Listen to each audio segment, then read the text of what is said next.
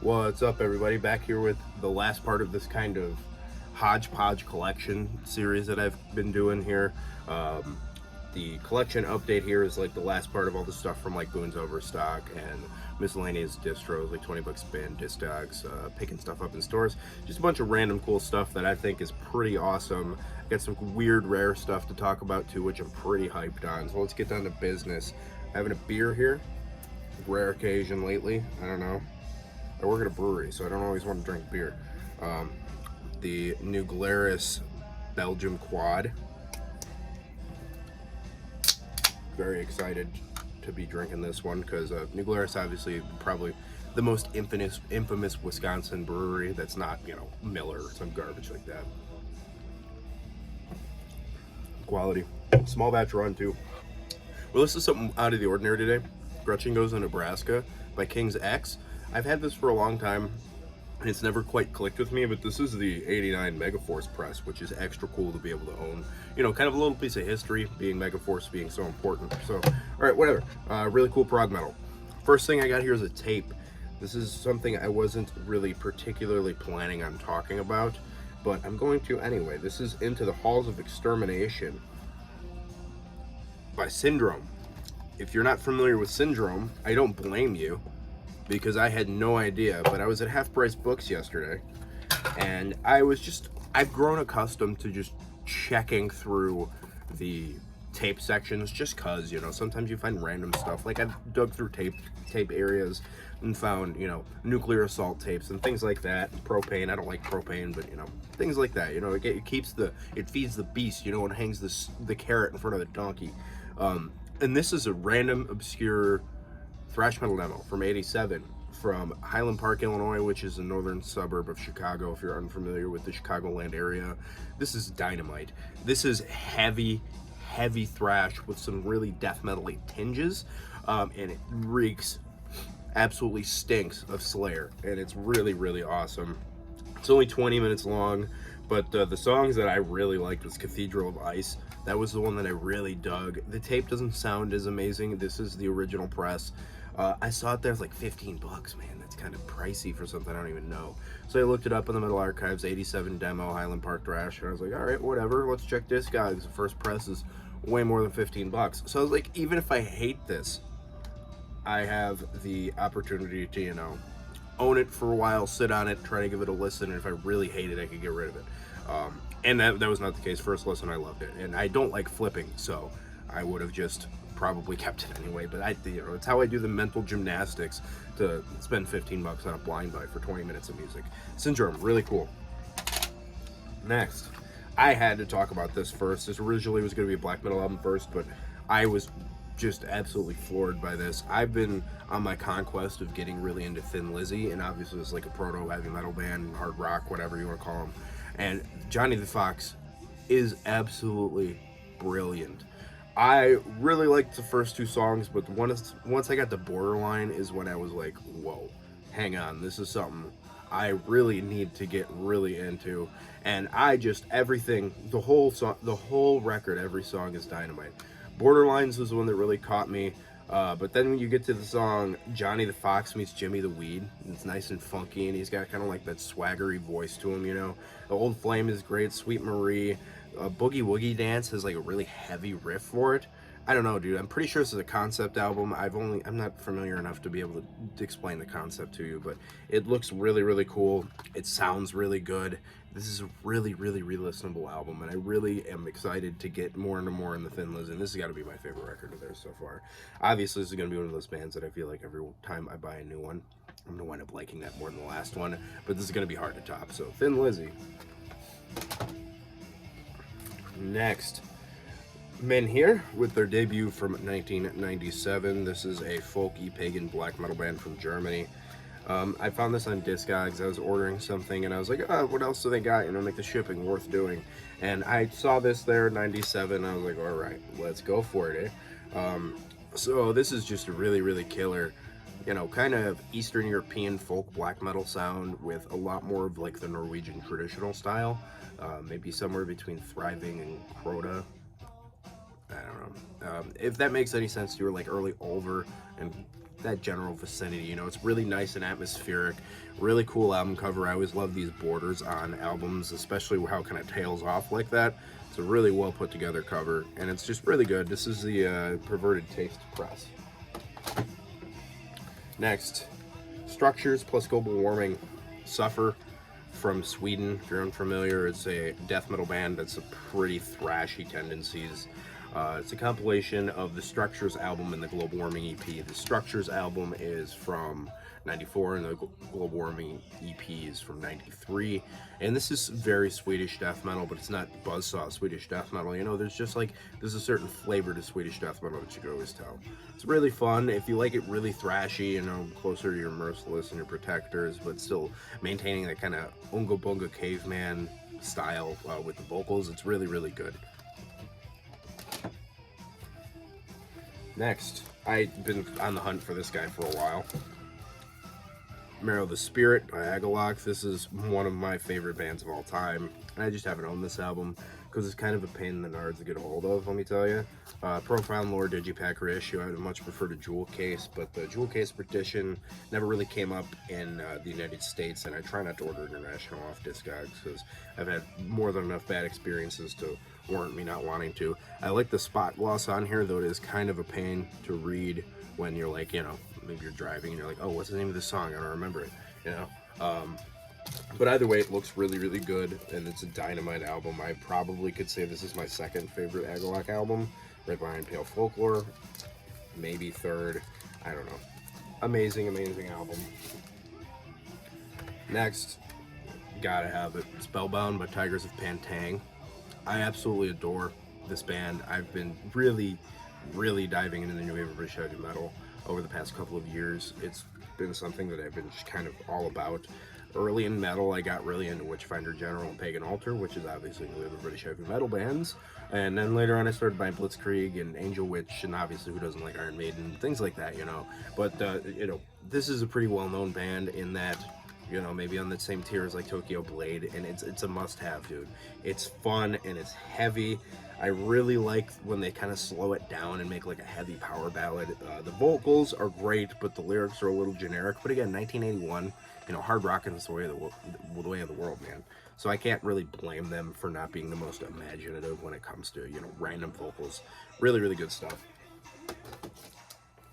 Next, Garden of Shadows with Heart of the Corona. So this is like a melodic death doom-ish band, kind of atmospheric death doom. It's really slow and low. It's really well put together. The music weaves really well with one another, and it's not super, super long. It's just a really good all-around melodic, doomy, kind of atmospheric death metal album. If that's kind of something that you like, you know, you get your kind of more heady styles of like Insomnium and stuff like that, but maybe slowed down quite a bit and a lot more raw because it's 97, I think. Really, really check out Garden of Shadows, Heart of the Corona. Next, I found this in a shop and I was over the moon to find it. This is The Womb of Primordial Nature by October Falls. This is the second October Falls album from, what year is this from? 08. I have the debut up there, which is just a neo-folk album, and then this is their first actual black metal album, and then following this was Collapse of Faith, I think is what it's called. But they're from Finland, and they make some of the greatest atmospheric black metal that goes completely under the radar. It kind of reminds me of the Cascadian sound, but with the general Finnish melodicism, you know, kind of somewhere between Word and like Alda. And it's really, really good, man. I love all the folky tinges. It's just something that this is my favorite style of metal. Obviously, you guys know, folky, atmospheric black metal doesn't beat it. I gotta get Collapse of Faith as well. That's actually the first one I ever heard from that band. I gotta stop yammering so much. Alright, Time Shall Tell. This is just the Therion demo on a CDR. Really, really top tier.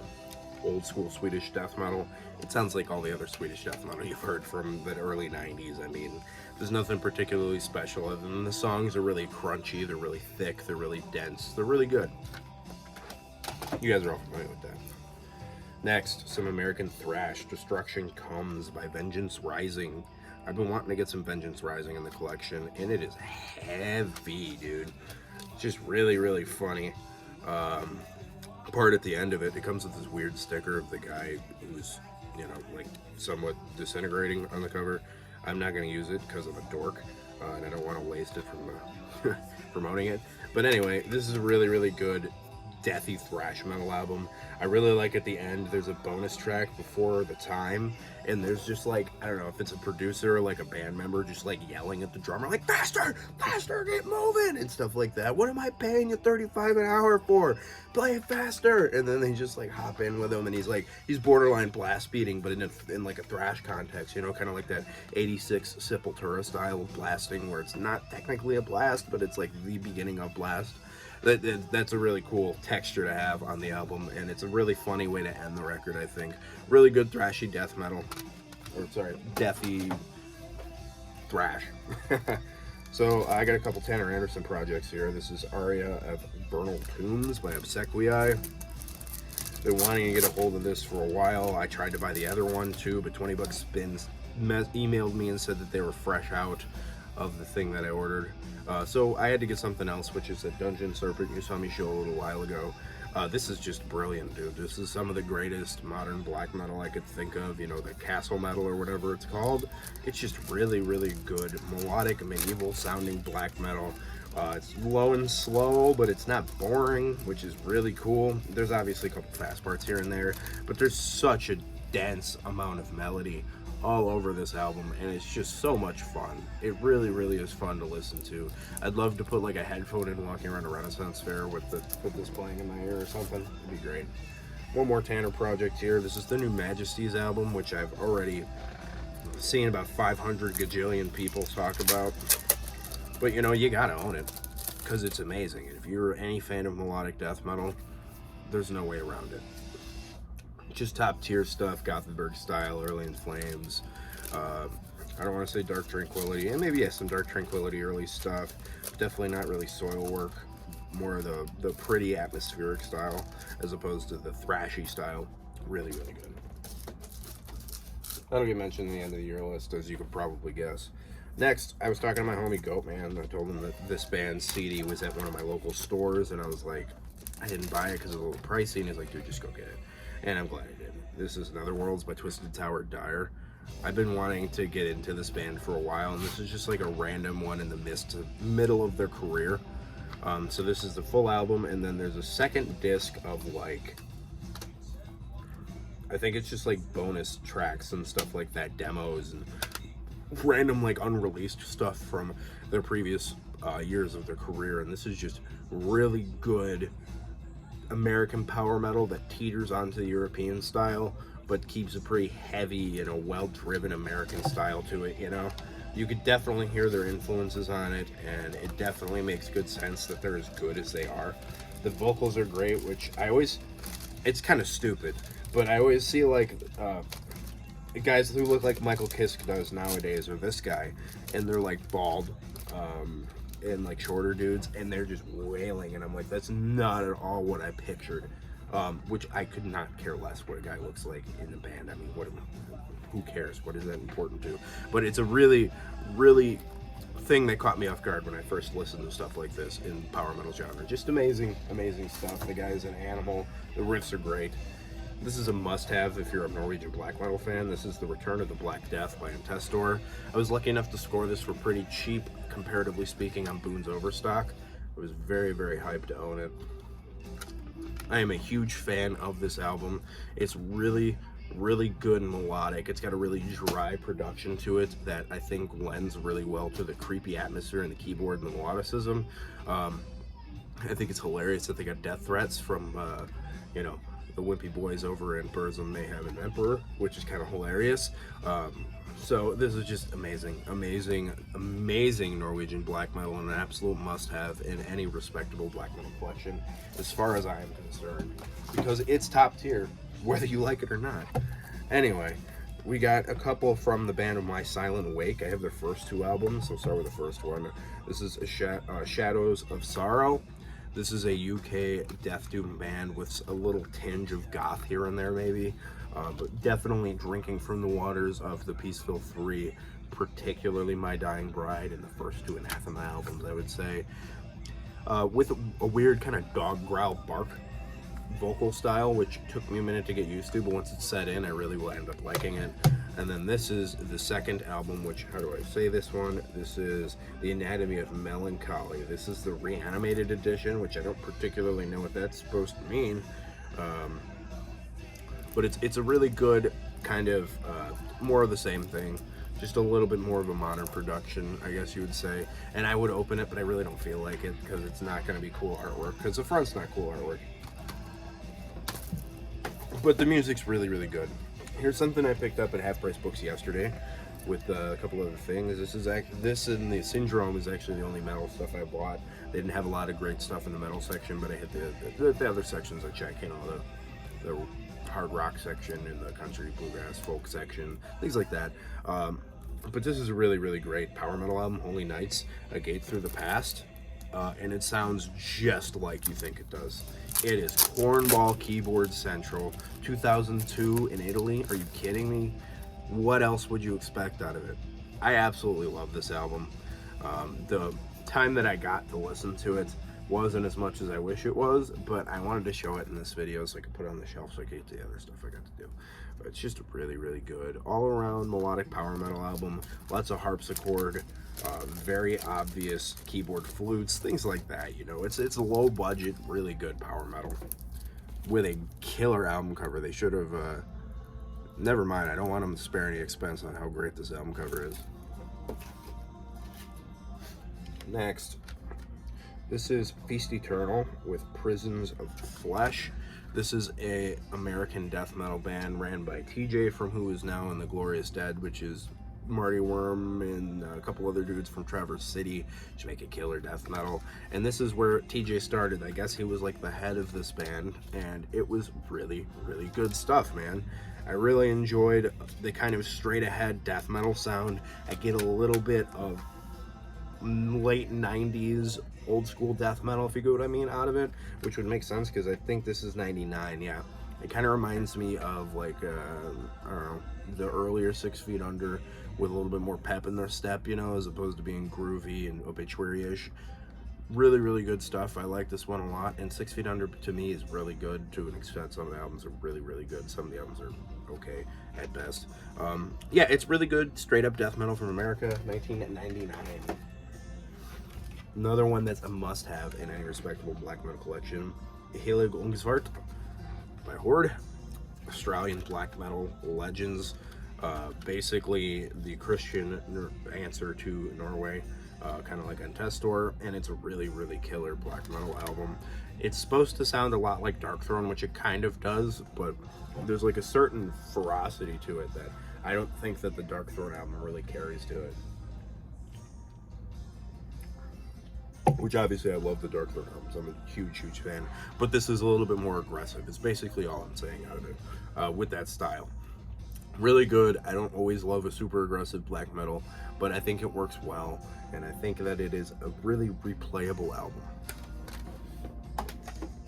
Next, CDR Boot, Insane Sickness by Tyrant Trooper. This is a killer thrashy death metal album from 1995, and they're out of Connecticut.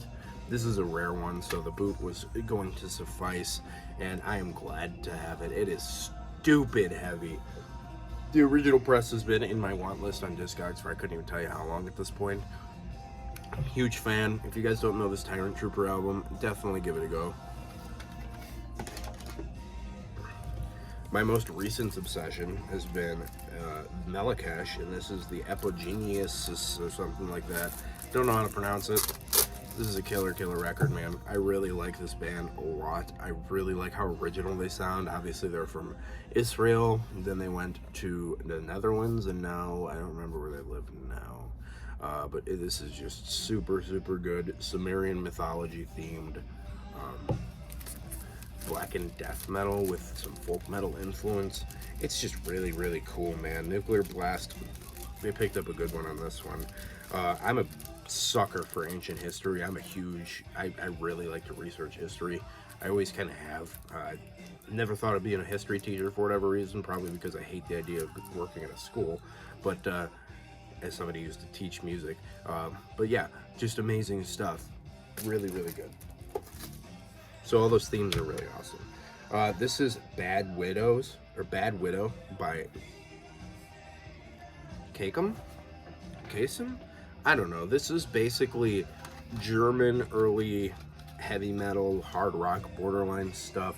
This band would later rename themselves to Bonfire. If you guys aren't familiar with Bonfire, they're a cornball, AOR, hair metal, Scorpions-ish band, which I like. Cornball, I sound derogatory, but it's like that double negative situation of which you say something, this is gross, and, you know, and it's a great death metal album. Stuff like, you get what I mean. Anyway, Kasem, really, really fun. If you like Squirps, you'll like this. If you like AOR, you'll like this. Next, some pretty middle-of-the-road death metal that I thought was pretty good still. Severed Death by Morbid Sacrifice. This is a death metal band from the USA. I'm assuming those are pictures from that chapel in Poland that is made out of bones, I believe. Not 100% sure, but this is a pretty good mid-paced to fast-paced death metal album. Again, more 6 Feet Under feels a little bit here. Not 100% sure what the deal is with that in the American Christian death metal scene. They apparently like 6 Feet quite a bit. But it's pretty good. It's groovy. It's heavy. I barely caught that somehow. Really, really good. Next, Dreadful Rick over at the Dreadful Minutes sent me a link to this, and I listened to a song and bought it. This is the Elder Flame with Undead Tales. This is a UK black metal project, kind of epic-ish black metal with a little bit more emphasis on the grim raw production with some keyboards and stuff like that, you know, kind of somewhere between Summoning and Evil Feast, if that makes any sense to you. And that's a great combo, let me tell you. It works really, really well. The Elder Flame is just a really killer band. So thanks, Rick, for hitting me with that. New album from last year, that's what it was, 2002 or 2021. All right, next, this is Medieval Steels with the Anthology of Steel. Band from Tennessee. Great old Southern boys playing some killer epic heavy metal, man. Really, really good stuff. This is a must-have in the collection if you guys aren't familiar with Medieval Steel. Crucial part of American heavy metal history as far as I'm concerned. It's heavy, it's fist pounding, it's, you know, you're doing this the whole time. You want to sing along to everything, even though on first couple listens you don't know the words. But Ghost from the Battlefield is a really great one. Tears in the Rain, Warlords is great, Battle Beyond the Stars, absolutely dynamite traditional metal with some heavy epic tendencies. Alright, next, Higher Art of Rebellion with Agatha Daemon. 1999. This is a German gothic black metal band. This is their second album. Their first one I don't have yet. Ooh, that was scary for a second there. Dang, teeth busted in transport, I guess, eh? But yeah, really good stuff. At first, it took me a little bit to like it because it's kind of slow. It doesn't move, you know, like the early Cradle does. And obviously, if you're playing gothic black metal, you're going to get compared to Cradle of Filth. I don't care what you have to say about it. It's cool. I like the album cover a lot. I really like that blue. It looks really nice. It looks very 90s. And it's an interesting kind of dark romanticism to the lyrics. You know, vampirism, dark romance, gothic literature, all those kinds of things. Next, Kromlich, Into the Warning Depths.